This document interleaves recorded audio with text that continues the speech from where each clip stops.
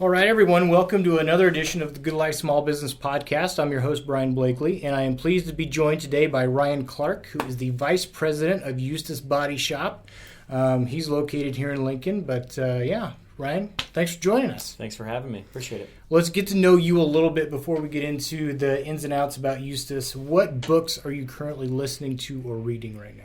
So I listen to a lot of podcasts on business side of things. Okay. So I tend to, when I'm reading or listening to a book, I tend to go to fiction. Okay. And I have been on this Grisham junkie okay. tale. So I just started it. It's the sequel to The Firm, which kind of made him get his big way. But that's kind of what I'm listening to right now. But the book on my side table before bed is a book called Eat Last by Simon Sinek. It's dry, it's really good, but it's a great book before bed. I listened to it on the way up here, actually. Yeah, I just started listening to it. Mm-hmm. It's a great book. Yeah, I take a lot of it out, and sometimes I talk to the managers about it and just give a little feedback from it, because it's anything that he writes is good. Have you read his other books? I have, yeah. Start With Why, might even be up there. I like him a lot. Yeah. Infinite Game, I think, is the other one that's really good. I haven't read that one. It's a good one. Yeah. What about podcasts? So the main one that I've been into lately is called All In.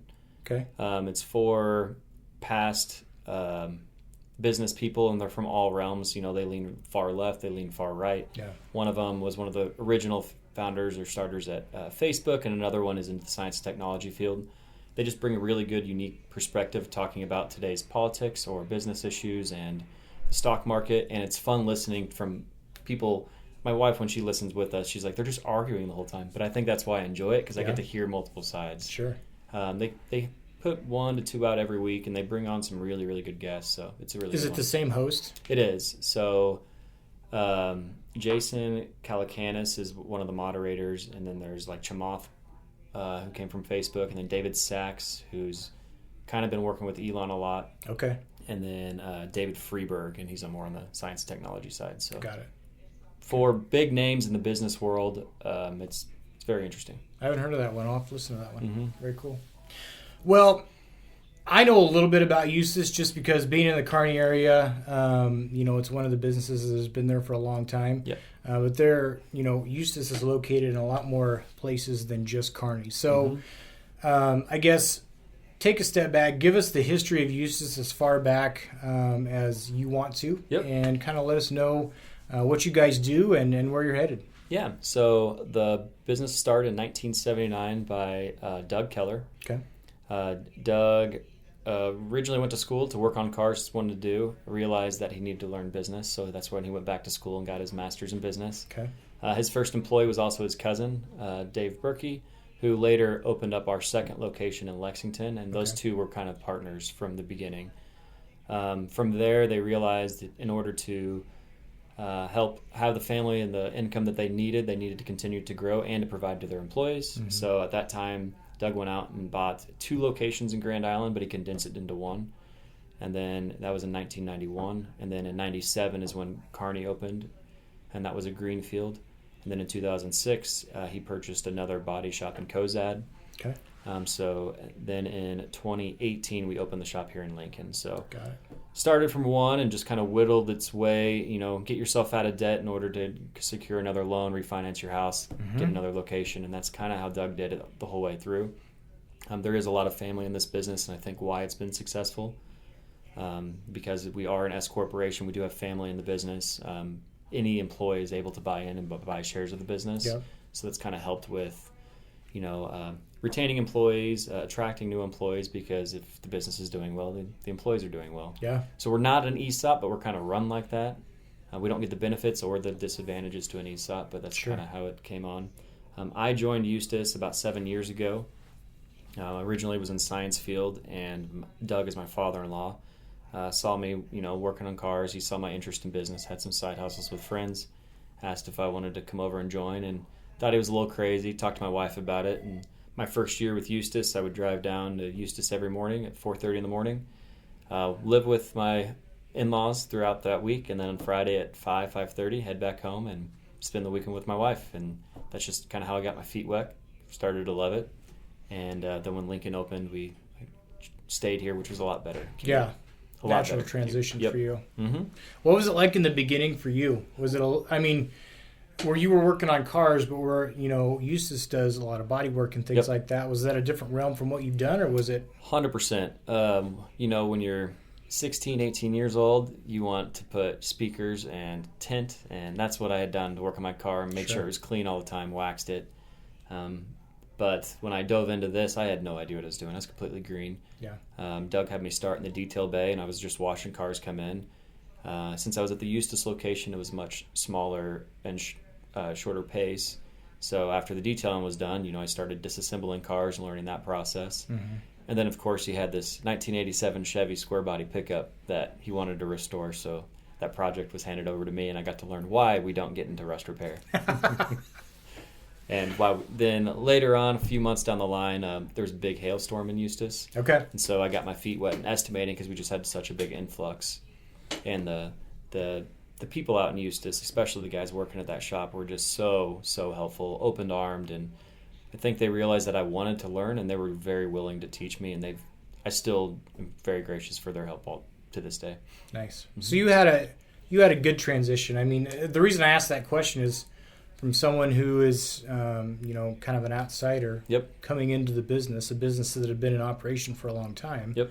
Maybe a little bit difficult to fit in, but sometimes getting thrown into the fire, maybe that just makes it a little bit easier. Yeah, I remember one week Doug had me sandblasting his truck bed, and it was 100 degrees outside, and I was just so determined to get it done. I think that's the week that they were like, all right, he's going to do it. Yeah. And then from then on, they were, not that they weren't before then, they just were very helpful, and it made the transition and the learning part fun.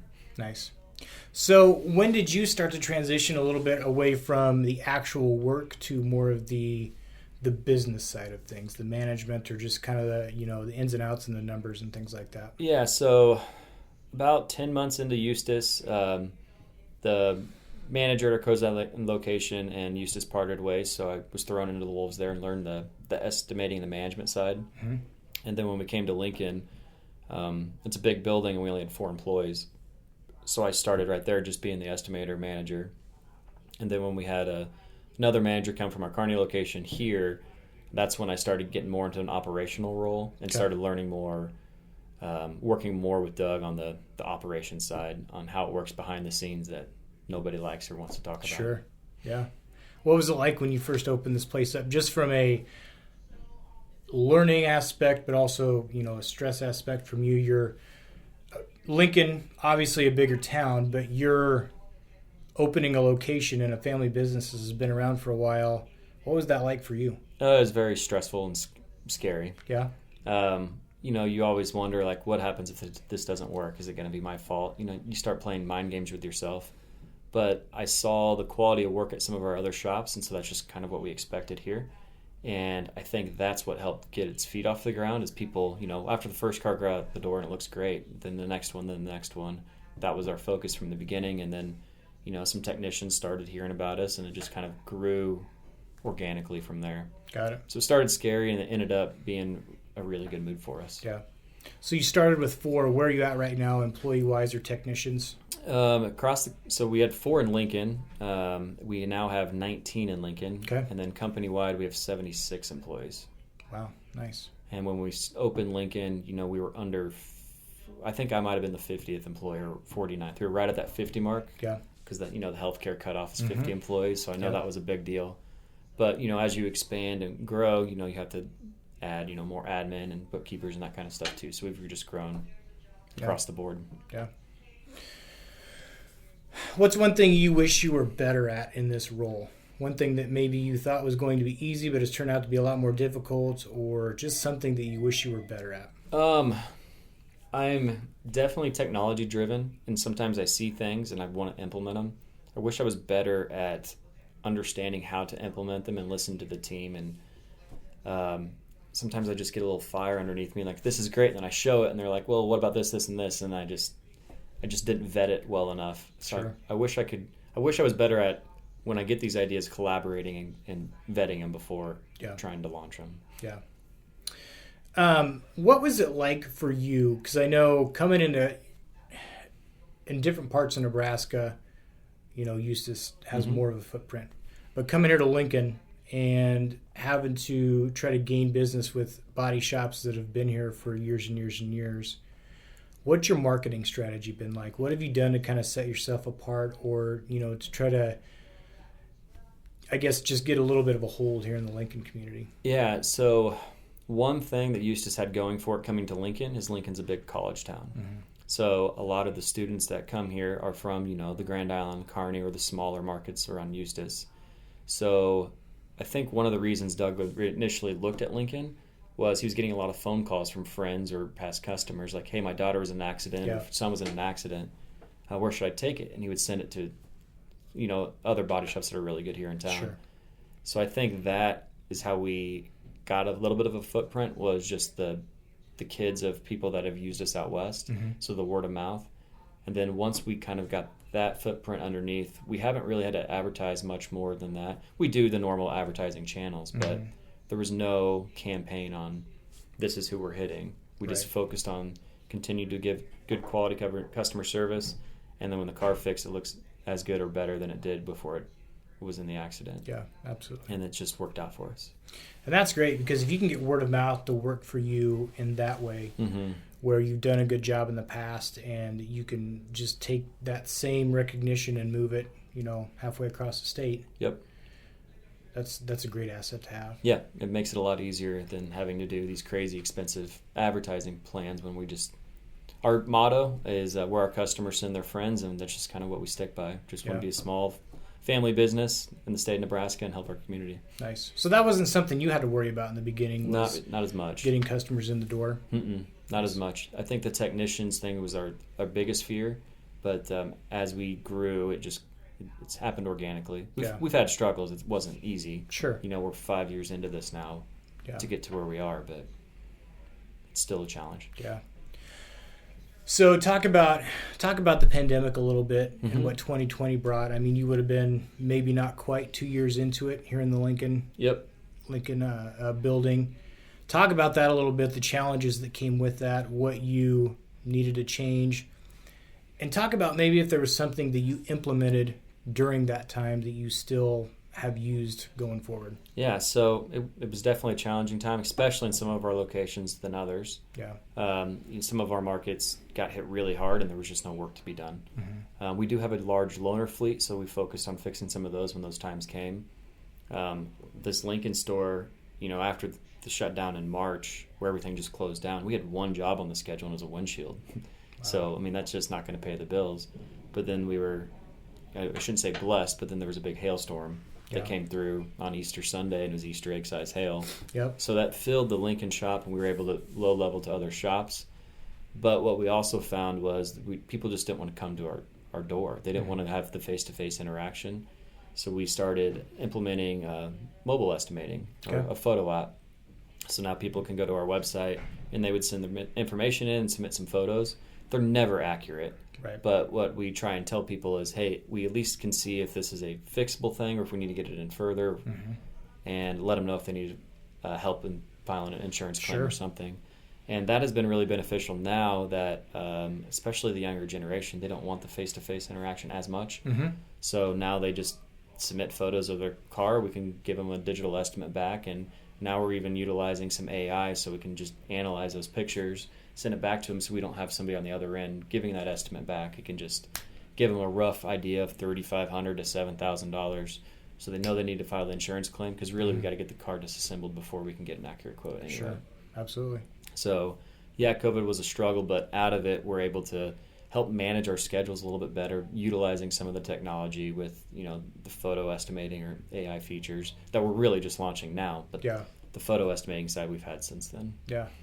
What things did you have to change within the shop with the guys that were doing the work? Because I know that Lincoln was one of the last communities that really kind of opened up as far as the restrictions and things like that. So what changes did you have to make in the shop? Sure. It was, our body techs and painters, they're wearing respirators anyway. And in fact, they're the really high-grade kind. The painters have really nice fresh air masks or an N95. Sure. So it wasn't a huge change on, the PPE they were wearing. But we did make, every car that came in, we had to wipe down because we didn't want our employees affected at the time with the technology we knew.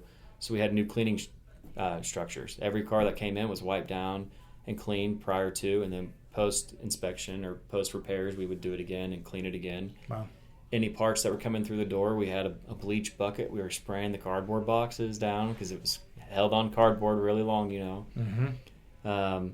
As everything developed, some of those changed. Sure, yeah. SOPs changed, but those cars were really clean. Yeah. Well, that's not a bad. Is that something you still do? Yeah, we don't go to the extreme depths of spraying bleach on new parts that come in the door, but all of our locations are still detailing, wiping down the dash and before it goes out, because there could be some body shop dust or something that's on the vehicle as well. So we still continue some of those practices because it was just nicer. The customer gets the car back and holy smokes, this thing's clean. Yeah, and it's kind of a nice little gesture. That's a nice look. Mm-hmm. So coming out of the pandemic, with the work that I do, I'm maybe a little bit more privy to it than other people, but you really come into a time now where you come out of the pandemic and not long after that you're dealing with supply chain issues, parts taking a while to when they're ordered, getting delivered, those types of things. And so how have you kind of navigated that whole thing and tried to, I guess, just make it the best that you can, really? That still is our hardest challenge. Yeah. 1 week we have a bunch of Chevy trucks in here and we order hoods and everything's fine, so we don't pre-order those parts. Yeah. And then, as our customers are scheduled out a month or two, then we bring the car and we order the parts. Now the hood's on back order. Yeah. So there's no rhyme or reason. We don't have a very good way of knowing it, especially on some of the more common vehicles. Mm-hmm. Really what we've had to do, and there's no rhyme or reason or a certain makes better than another. Everyone has gone through some type of challenge. Sometimes we're shipping cars and we have to bring them back in to put additional parts on. Yeah. It's still happening. We had a meeting about it this morning. We have a Land Rover that the headlight's not coming in until February. Wow. And, it's like, what do you tell the customer? Technically, it's not drivable, and the insurance company's not happy, but we can't locate one. It's a 2023. Yeah. The customer wants their car back. We don't want it in the shop either, but it's kind of one of those deals where there's not a lot you can do. So we're doing everything we can, and we're sourcing from parts vendors we've never had to source from before, which is really taxing on our parts department because they're making so many more phone calls than approved vendors or trusted vendors that we've used in the past. And then we'll get the part here, and sometimes they're broken, so we have to send them. There's just it's a whole new problem in our business, and supply chain has really hampered our cycle time on how fast we can get the cars out the door. It's been about a year and a half you guys been, from when it started, really, is that right? Yeah, it was like when everything got lifted from COVID and everything was supposed to get back to normal, that's when it hit. Because that's when people, they haven't been able to fill the warehouses like they were pre-COVID. Yeah. And I don't know if they will because of the just-in-time inventory. They were liking what their balance sheets are looking like. Yeah. And so it's just the customers that are suffering from it. Yeah, it's tough. I deal with that a lot, and so I know kind of what you guys are going through, and I hear it from my side too. But it's just kind of a sign of the times, and there's really nothing you can do about it. So it's unfortunate. Yeah. One question I'm curious about is for you, and we've touched on it a little bit, but coming into a family-owned business, just coming in here every day, putting your ideas out there, what's kind of the responsibility that you feel? I think, Doug's going to have a different perspective of it because he started the business. Sure. But as someone coming in who wants to make changes, improvements, you've got people that you've got to manage, but just talk about some of that responsibility that you feel and that makes it maybe a little bit more difficult, not necessarily from a business owner's aspect, but, you're a manager here and you're trying to carry on what's essentially a legacy that was started by someone else. I think at first I had a big fear of failure, and that was weighing on me. Yeah. It's my father-in-law's business. He's done really well with it. The employees all love and respect him, and I just always was battling the what would happen if mentality. And I've since kind of gotten away from that and more of like, hey, we're all doing this together. It wasn't just Doug, it was the people that worked with him. Yeah. And once I kind of shifted my mentality, it really helped me realize like, hey, this is what our goals are. How are we going to get there? And just let the team kind of decide and help. sure, I'm helping, make purchasing decisions or whatever equipment needs we may have. But once I kind of started relying more on the team and not putting so much myself, I felt like a weight was lifted and opened the doors and made managing a lot easier. Yeah. So one of the questions that I ask everyone is, if you could go back to day one, what changes would you make? Is there anything that you would do different, or anything that you would tell yourself from day one you're opening this Lincoln store? Is there any advice you would give yourself, or would you just let things go as they have? Well, it's worked out going as they have, but I think I would tell myself to, trust those around me. Yeah. Don't put so much pressure on myself to make a right or wrong decision, because you're going to make wrong ones anyway. Mm-hmm. Encourage the team to have input, and because collaborative business is much better to work for. The culture's a lot better. Yeah. Rather than a dictatorship. Not that was managing that way. Just it seems that if I was making decisions without other people's input, it was a lot harder to get the outcome that we were trying to get to than collaborating with everybody else. Right. Kind of let your guard down and just let it go. Mm-hmm. All right, last question. So someone comes to you. I mean, you got the expertise. You didn't start the business, but you're vice president of this business. And so there's a lot of aspects of that part of it that you're going to be able to relate to. Someone that's listening to this that's going to start their own business, or someone that comes to you, what advice would you give them? Don't be afraid. I think the biggest fear in starting a small business is, it's the financing side of it. Mm-hmm. It's scary. I've learned that, not all debt is bad debt. Sometimes if you use your debt in the right way and help generate your business, you're going to have debt for a very long time in a business, but it will really, you work with your accountant, attorney, whoever you need to. Right. But don't be afraid of debt. And I think that alone is a very scary part of it, especially trying to secure your future for your family. But as long as you're jump ahead of it and get it out in the back of your mind that you're going to have those bills, but you're also generating income to have more wealth later on in life, then I would kind of focus on that. Absolutely. Great advice. Where can we find out more about Eustis Body Shop? Yeah, so our website's eustisbodyshop.com.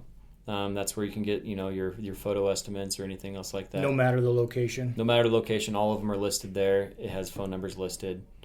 You can also call any of our locations. You go to Google. Some of the locations even have chat features turned on Google, so you can chat and text whoever's there. Okay. So we try to make it easily accessible. Yeah. The bigger markets, it's probably used more than the smaller market, but the smaller markets really love a good old-fashioned phone call and want to have a conversation with people. Yeah. How about social media? Are you guys on social? We are on Facebook. It's just Eustis Body Shop. All 6 locations kind of interact on that one page. Okay. We did just launch an Instagram. We're trying to get some of the staff involved and maybe doing some before and after. Or, we did post a picture of your dog, and the one with most likes gets a $100 gas card. Nice. Trying to do little things like that. Yeah. Make it a little bit more fun, because social media in the collision repair industry isn't a very fun follow, because nobody really wants to look at wrecked cars. It's kind of like insurance. Yeah, we got to pick our battles, and so Facebook is really the main one, and then our website. Got it. Very cool. Mm-hmm. Ryan, thanks for your time. I know you got to get going. I really do appreciate you sitting down and just kind of sharing your expertise. And this is a great building you have here in Lincoln. And like I said, I know the guys in Kearney do a great job and all over. Yes, so they do. Thanks for the time. And thanks for having me. Appreciate it. Thanks. Mm-hmm.